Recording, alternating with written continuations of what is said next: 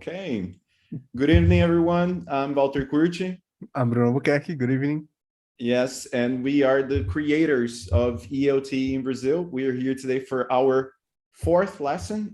Today, we're going to talk a little bit more about what some of the instances which we talked about last class, last Tuesday. Bruno, yes, all good to go? We're good to go. So All today right. is round 2 of connected speech, right? Yes. Yeah. Yeah. Walter, the floor is yours. Thank you. Well, last week we took a look at some elements of that, right? We talked about assimilation, saw some examples of those, right? There was quite a lot actually. And we talked about intrusive sounds, right? Intrusion. Today, we're going to start by talking about another one. Let me just get down there. Yeah. Okay. So I have this first example here. Let me make it big. Yeah. Take a minute, read that sentence in your mind.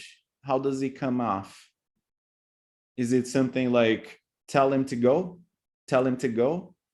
Yeah? Okay. Or do you pronounce it, tell him to go? It's actually more difficult to pronounce it like that, isn't it?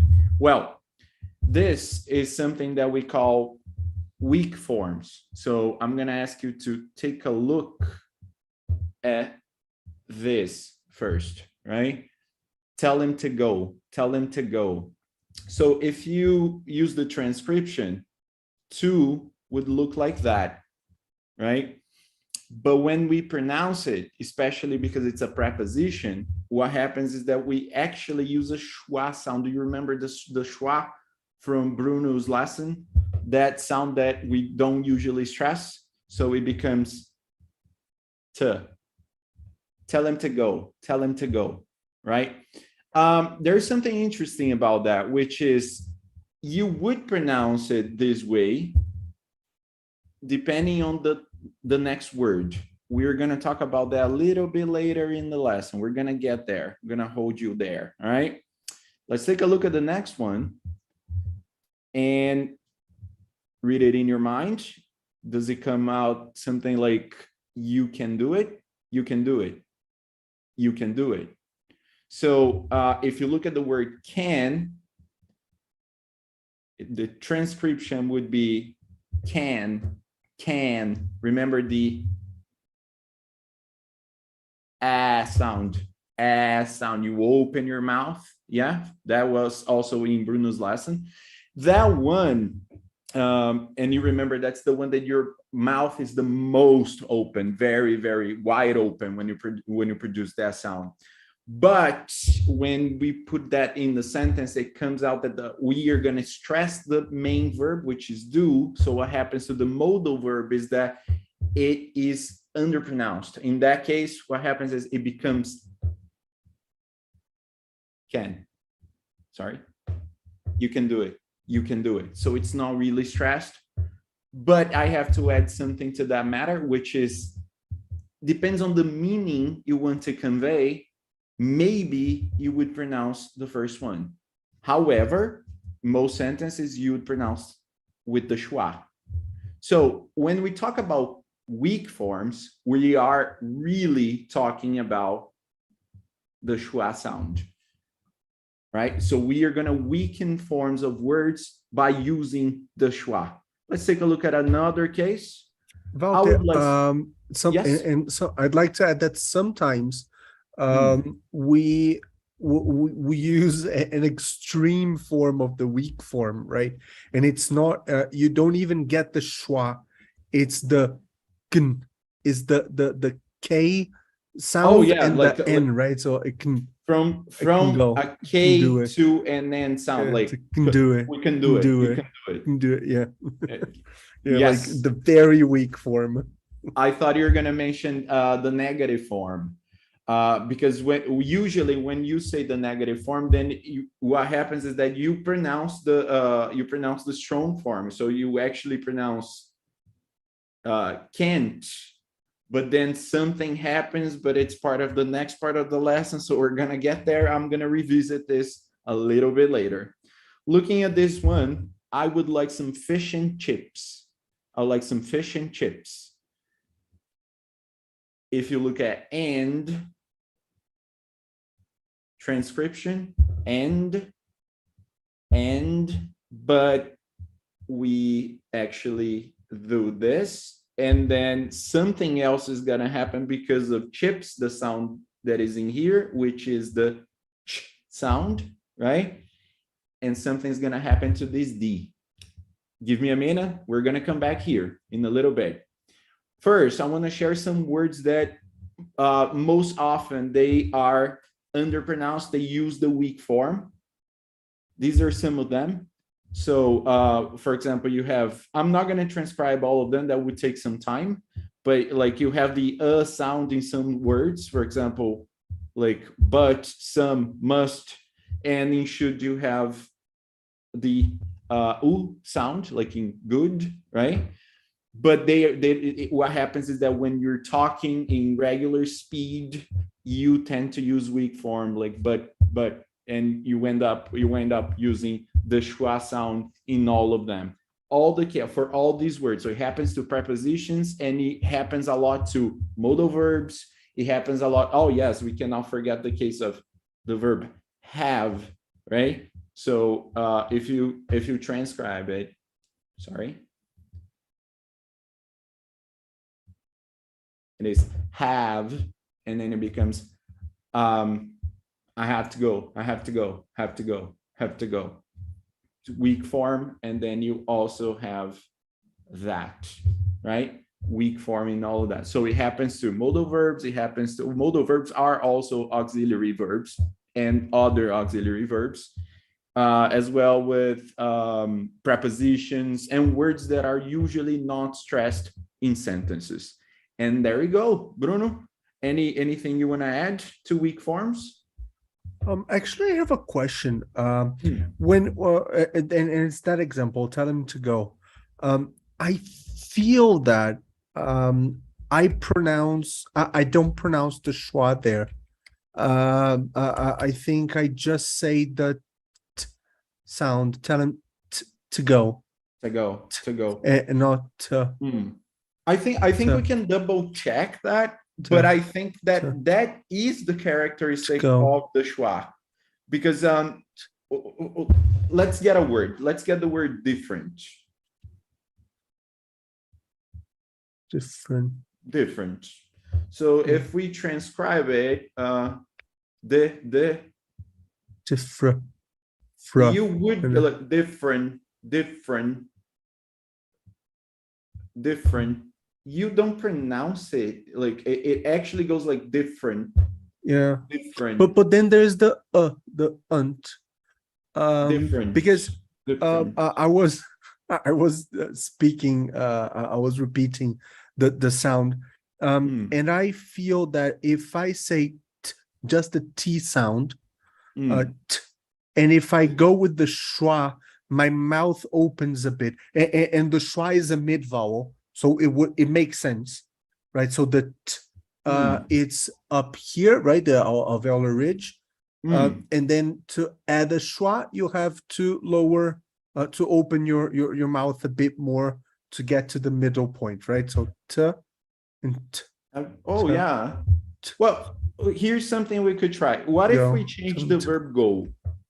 Let's try another. Let's try stay. Tell him to stay. Tell him to stay. Stay. Tell him to stay. Tell him. Well, I do hear it. Difficult. You hear a schwa. I hear a schwa in that case. Yeah. Stay. I don't know. In that case. And I don't. Yeah. Yeah. Well, I get the feeling that I don't pronounce the schwa there. Different variants, right? Yeah. Well, it's definitely not a big deal.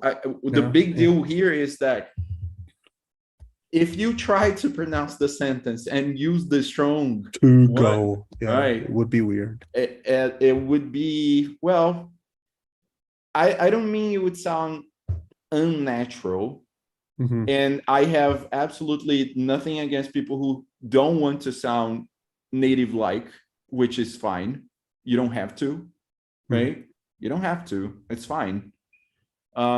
So but yeah, if you want to, Yeah. then yeah. And I don't even think the issue here is sounding native like. I think it's it all goes back to your first sentence in the last class is the rule of least effort, right? Absolutely. So tell him to go is much easier to pronounce than tell him to go, Yeah. right? It's Tell them much to faster, it's go. much easier, it's much more comfortable, right? Absolutely. Well, all right, carry on. All right, let us move on. Well, now we're gonna address two other types altogether, right? I like you to take a look at this first sentence. They're old men. They're old men. They're old men. You have a double labial, a bilabial sound with the M there, and what happens is that something changes in the word old. Old. Oh, by the way, if you're gonna use, especially if we're addressing diphthongs in British English, that variation, it becomes old, old. It is a schwa, not a no in the diphthong. It also happens, but what I wanted to get your attention to is that you have man here, you have the bilabial sound, and you actually don't pronounce the D anymore. Again, law of least effort. The old man, it's actually harder to pronounce than it's their old man, their old man. You don't need the D sound. And that is called elision. Okay, so you get the sound out of the sentence. You just omit it. You get rid of it, right? Look at the next one. Next, please. Now try to say that fast in your head, and then what comes out? Is it something like next, please? Next, please. Again, bilabial P sound. And it's very difficult to pronounce this T, isn't it? So you look at the word next, next. That's the transcription. And then you have please. Yeah, it's a Z sound. Just getting your attention there. My end looks like an R in this, right? Next, please. But when you put that together, you don't pronounce the T sound. It becomes next, please. Next, please. And we're back to the tell him to go, Bruno. Bruno, I think this is a case that you really like because of music. I think it's something you Yeah, learn that's through true. music. I would like you to do this one. I will just transcribe. All right. I'll just write it. Yeah. Just since you gave me the word, I'm gonna comment the one above as well. I think what happens in next, please, it's because it's too much air, right? So for the T, for the T sound, you have to expel some air to hear it, Yeah. right? So in our session about consonants, because the T is unvoiced, you have to give it extra air so people can actually hear the sound, right? Because they're plosive sounds, it's right? Both are fortis, plosive sounds, right? Yeah. So you have so the T is a voiceless plosive, and the P is another voiceless plosive. So you need a lot of air for the T, and you need a lot of air for the P, and it would be it's too much for your lungs, right?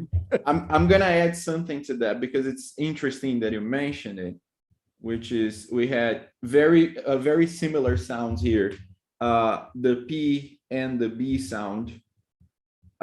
This is something you can do with your students, by the way, because it's like it kind of it's to me it's mind blowing. Which is if you ask somebody to say the word, let's say the word, I don't know, bump, and then say the word pump, and now ask them to pronounce the word without the sounds, like you can't see any difference because the P and the B will use the same articulators in the mouth, right? Both are bilabial sounds, And when you look at the lips and the way they move, there is no difference. But the difference is exactly what Bruno just said it, which is one is sound voiced and the other is unvoiced. So the P is an unvoiced sound, the B is voiced. So we do have a difference, and you can hear the difference because of voice. Otherwise, if you just look at the mouth moving, it is the same. And then it happens to the D and the T as well, right? Because the T is just air. The D has voice. So you have voiced and unvoiced. Revisiting that is always a good idea. Mm-hmm. Yeah, Bruno? And I had a phonetics and phonology teacher. He said that you cannot say pokoto in English 3 times because you don't have enough lung capacity, because you would go pokoto, pokoto. You would run out of air before you get to the 3rd time because these plosive that you need extra air. I mean, that it's is silly, great but one. it's fun, right? To remember the aspiration. Right? Well, And then the thing with tell him to go that Walter was mentioning is that there is this band that I like very much, and I liked it since my teenagehood, Green Day, and the lead singer, he never produces the H sound in connected speech. So instead of my head, he would go my head, and tell him would definitely be produced as tell him, right? So so what we're trying to show here is this elision of the sound. And again, it's because it's much easier to go tell him is beautiful, instead of tell him is too much effort. yes. There, right? And it has to do with the second fact that we have here. I told you about elision, but we are also addressing consonant vowel linking, right? Consonant vowel linking is, let me go back. You had a consonant, you had a vowel, you link them, you get them together. So law of least effort working again. Bruno, I just wanted to address something, because you mentioned something that is very interesting, which is about the H sound, right? Like you go like human, schwa, human. Yeah, I would go with the schwa, human. Yeah, but if you really look closely at native speakers, and I think you get some cases, I don't think it's a common thing, but there's a number of native speakers that would actually pronounce this word human. I've heard it, and I actually like, English. what? Like, what? Human, really? Like, and it wasn't a case of connected speech. It just came out like that, and it was weird to me. But I've seen from native speakers. I wouldn't pronounce it though. I would still say human.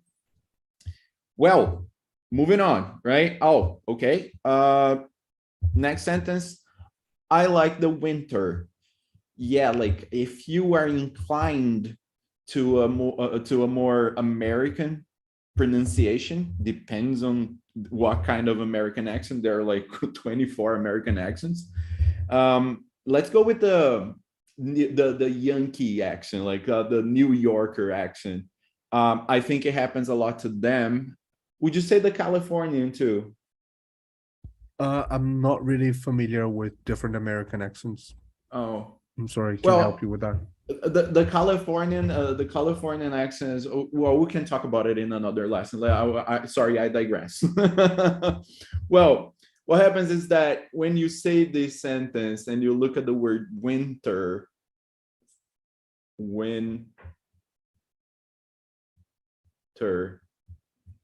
if you say it fast, it's like, wow, I like the winter. I like the winter. You actually hear the word winner there. So it becomes, you don't hear the T, and it happens to a lot of Americans. That's something that you can hear out there. If you look closely, you will see that out there. It happens a lot. And then And I think this is my favorite example here. You get the word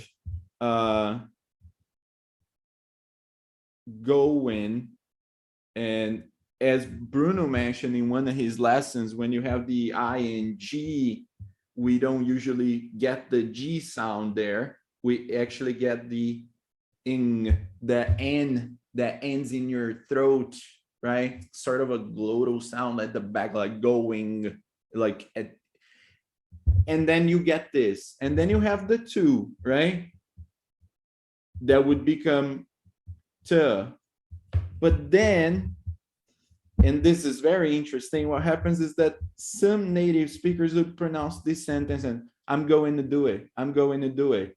And you actually get no do it. So you don't pronounce the T, you just go from here to here. I'm going to do it. Yes, I'm going to do it, right? Something that happens quite a lot too. Again, it's a matter of looking and really having your ear out there and trying to get these little things. They do make a difference. And then we have one more case. Oh, by the way, we could say that this is elision of the T sound. We could say that this is consonant vowel linking because we have the N going to the vowel, right? So all in one case. I should mention that there is a degree, to a certain extent, we can say that these features of connected speech, they overlap a lot, actually. And then next one is a question. So you're going to say, can I get some iced tea? Can I get some iced tea?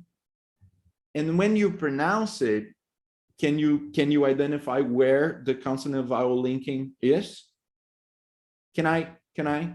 So you just go, can I? Right? Can I get some iced tea? And then in iced tea, yes, sorry. Iced tea. What happens is that you are not going to pronounce the same sound twice, so you just get this out of there. Iced tea. Can I get some iced tea? And then you have elision of the T. Bruno, I think I had an example with the T sound, and it wasn't about this one. It was about this word.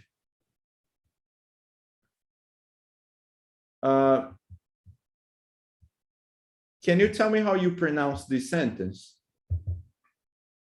Yeah, it will be asked, right? He asked Yes. me. He asked me. He asked me. And there is something very interesting in this case, which is like you can actually hear, and we talked about this in the previous lesson, like it would be asked, but some people actually say just the T. He asked me, and the case not there. That's also a case of elision. It just occurred to me, just came to me, right?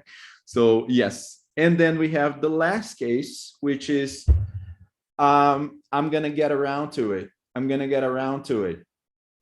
And then we have some here, right? We have the T going with around. So consonant vowel linking there. And then you have a T, you have a D sound, right? A T and a D sound. So you are not going to pronounce the D, so it becomes, I'm going to get around to it. And then there was something that I mentioned up there about the, yes, I believe it was on weak forms. And yes, it was the two. Yeah. Remember when we talked about this? So you pronounce T every time you have a consonant sound. Now, if you look at the sentence we just talked about, you have to it, right? I remind you that our intonation goes down in that sentence. You're not going to say to it, you're going to say to it. It needs to go down. But because you have vowel, it would be difficult to say to it. It's actually, I don't think anybody could pronounce that. You actually pronounce the strong form, to it. So I'm gonna get around to it. I'm gonna get around to it. Strong form of to. And then I have the last case, right? It must be difficult. It must be difficult. Bilabial sound again. What happens to the word must? Must be difficult. Must be difficult. So first thing is that we can say that there is possible elision of the T. It must. Some people might pronounce and not say the T when they pronounce the sentence. And then you can have must, but you have weak form of the sound, right? Which is this sound in here. And then you have elision of the T because you have bilabial, so it becomes, it must be difficult, it must be difficult, right? So as you move along and this is the beauty of this, right, Bruno, is that as you get to know the features of connected speech, you start to see them everywhere.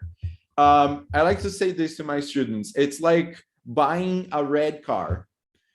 If you have a red car, like if you never had a red car, you just like ask yourself, how often do you see a red car? You never see a red car until the day you buy one. Then you start to see them just coming out like everywhere, you know? And it's the same thing with these features of connected speech. As you get to know them a little better, then you just start to see them everywhere, right? And you start to make these connections. And being aware, not necessarily because I find it very hard for people to watch this course of ours and be able to name and to identify all features of connected speech and all the phonemic symbols. And but I think that the biggest takeaway here is being primed, as you were saying, Walter, is being primed to find this in the wilderness, right? So when you're speaking and when you're listening, you will become more aware of how sounds connect and how they change and how words change. A very easy exercise, small spoiler for next session, is record yourself saying, I don't know, a short introduction, a short business introduction. Record, then transcribe and listen and see what happens when you're speaking, and you will see the features of connected speech that you use in your speech, right? That was a huge spoiler. It's one of them yes. I'm actually gonna touch on that now that you mentioned it. Like, I think it's called shadow listening, because there is shadow reading, and then you have like when you're, well, if I do that, I'm just gonna give you a huge spoiler. I better not. Shadow listening would be involved with videos that you can watch, and you can have some subtitles on it, and then you start and you take notes and you start saving those little things, you start noticing them. It all has to do with recognition of the sounds and the features of connected speech. But cool. Well, I have one last one. She did it, didn't she? I'm just gonna go over this one very quickly. So you have did, and then you have it. So you just put them together, consonant, vowel, and then you link them. She did it, she did it.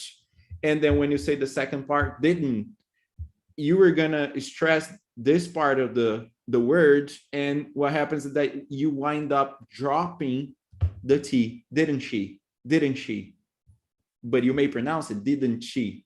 It's a little awkward, I guess. I wouldn't pronounce that T in any case, any scenario.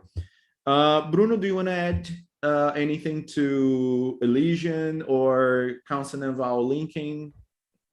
Um, I think I've edited enough, I guess. Okay, yes. Yeah. Oh, one thing that I should mention is that these are the most common sounds that you're going to use elision with. So you're going to elide those two sounds at the end of words.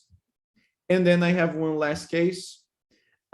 This is actually kind of interesting and it actually kind of fun, but it was so difficult to find examples for finding examples for this for this last case of futures of connected speech. That was a challenge. When you pronounce that sentence in the first one and then now in the second one, so you pronounce I scream, right? And then the next one's I scream. So it would be I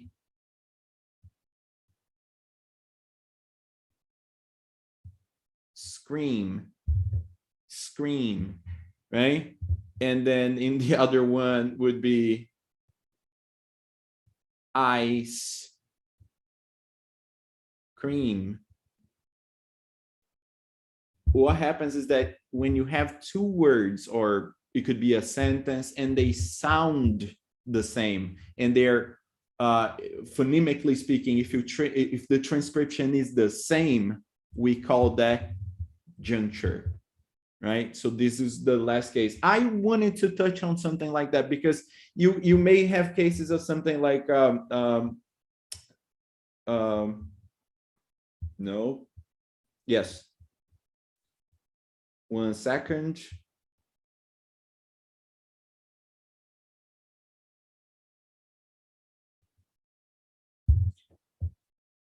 And then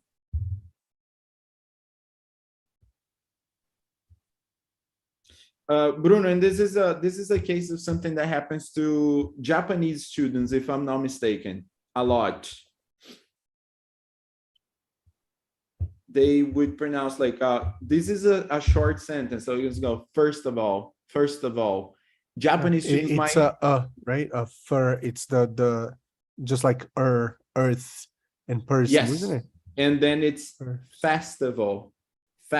Sorry, my mistake. It's this. Oh no, it's the one on top Oh as well. I yeah, think it's yeah. That's it. first First of all. So first of all, and then festival, and right, they get it wrong. Like first of all, and then festival. And I needed to mention that because this is not juncture.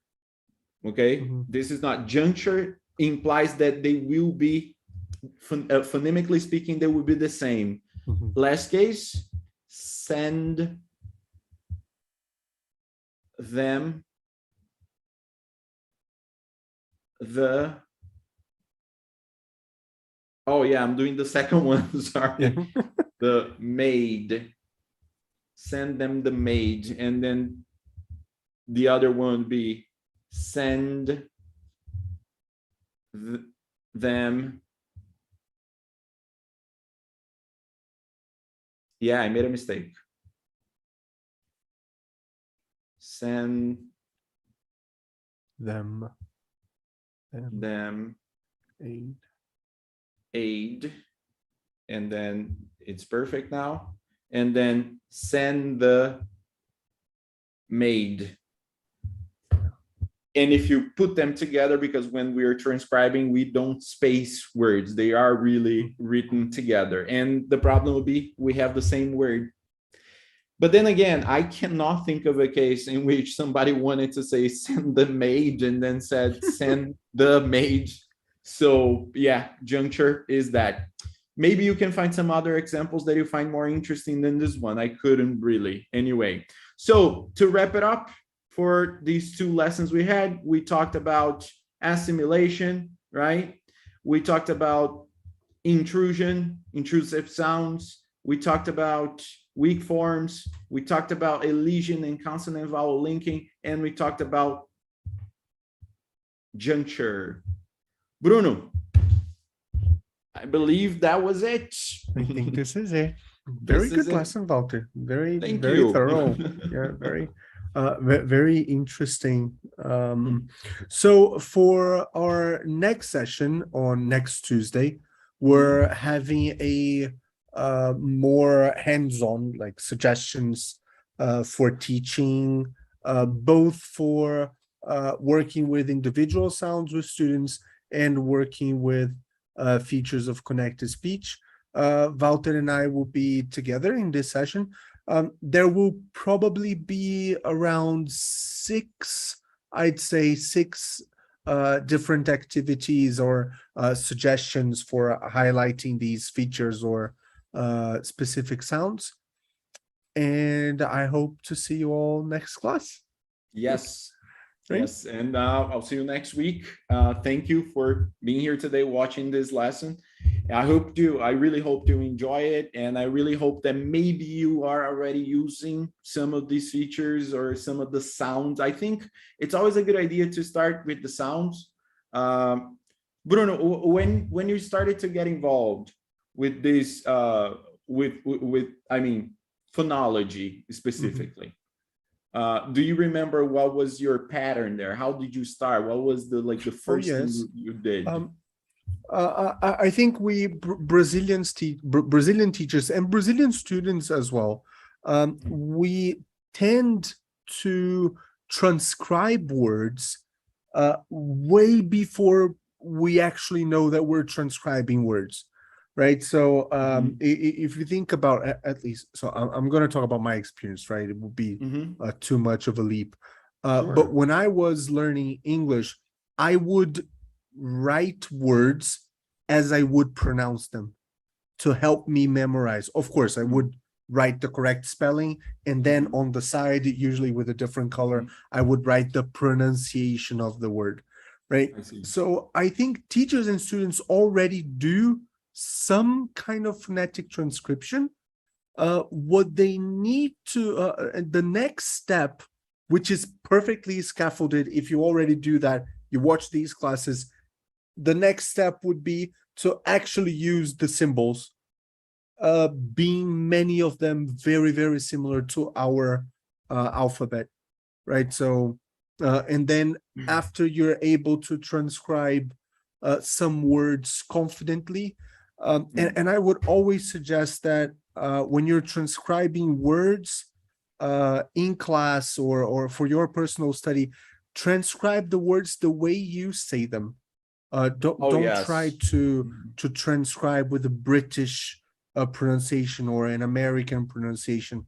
Like I think the exercise is being able to notice the phonemes that you produce and being able to systematize them on paper. But if I can add something to that, well, first I need to talk about my experience in that case. I think to me, I was in a huge school and I was teaching C2 level, like just like here, you're gonna teach C2, and then you get in the group and people are just like the level. They were so good, and then it takes a while for you to actually notice that there is always what to learn and what to teach. And one of those things was pronunciation, improving areas of pronunciation. So I actually started learning the sounds using an app called Pronunciation. That's the name of it. It's a free app. It gives you all the words, all the sounds, the symbols, the phonemes with examples.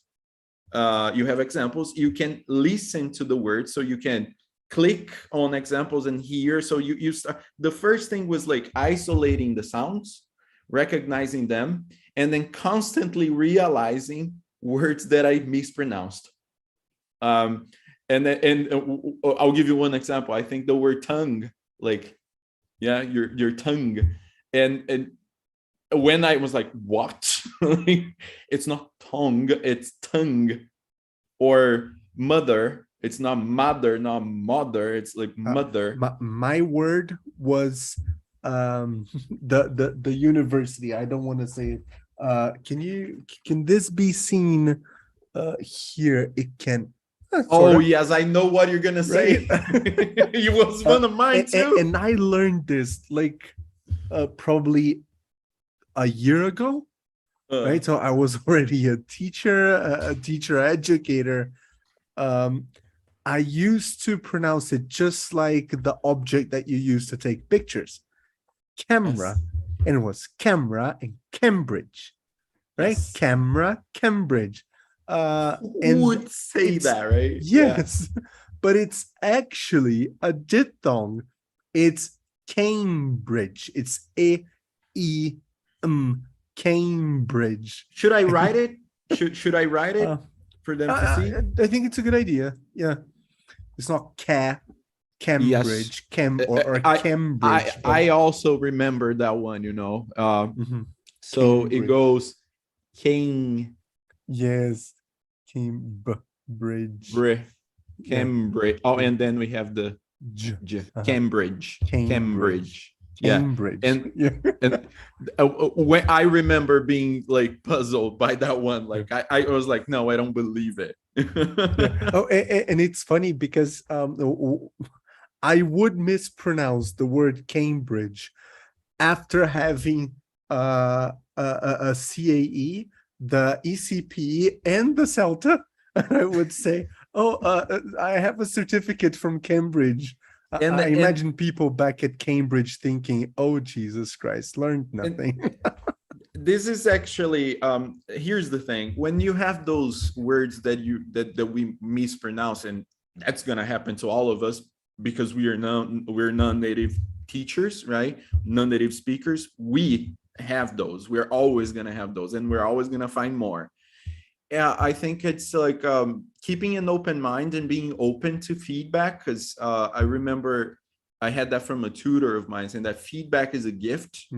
And like, because Brazilian teachers kind of tend to take things more personally, like it's not criticism, it's feedback, really.